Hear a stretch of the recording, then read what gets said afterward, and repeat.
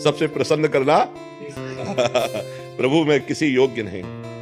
भगवान स्वयं अपने श्रीमुख से कहते हैं एकादशी स्कंद भागवत में, व्रतांश यज्ञ छंदांश तीर्था नियमा यमा यथा वरुंधेत सत्संगा सर्वसंगो पहो हिमाम। मैं बड़े बड़े व्रत से वश में होने वाला नहीं, मैं बड़ी बड़ी यज्ञों से वश में होने वाला नहीं, मैं नियम संयम से वश में होने वाला नहीं।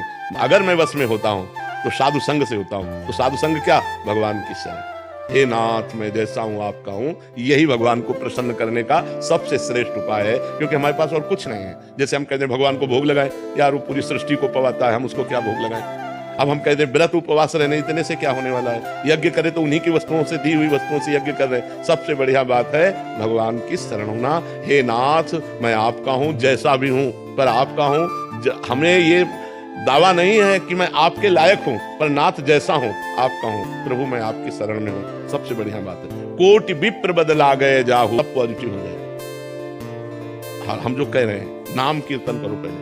भगवान विष्णु का भी 1000 नाम कीर्तन है शास्त्र, लेकिन आधा घंटा कोई नाम कीर्तन करो जो नाम प्रिय हो आपको। हरे कृष्ण श्री राम जय जय, जो भी राधा राधा राधा, खूब जोर जोर से भगवान नाम कीर्तन करो और चलते फिरते नाम जप करो। फिर देख लो आप उसका परिणाम, फिर आप खुद अनुभव करें। लेकिन लंबे समय तक 2-4 दिन किया फिर पाप कर लिया, फिर 2-4 दिन किया पाप किया, वो बात नहीं है। पाप आचरण रोक करके लंबे समय तक करो तो तुम्हारे पाप नष्ट हो जाएंगे, सफलता हाथ लग जाएगी। सबको सफलता क्यों नहीं प्राप्त होती, सबको सुख प्राप्त क्यों नहीं होता, लेकिन सब लोग सुख के लिए ही कार्य करते हैं और दुख क्यों प्राप्त होता है? उसका कारण पाप है।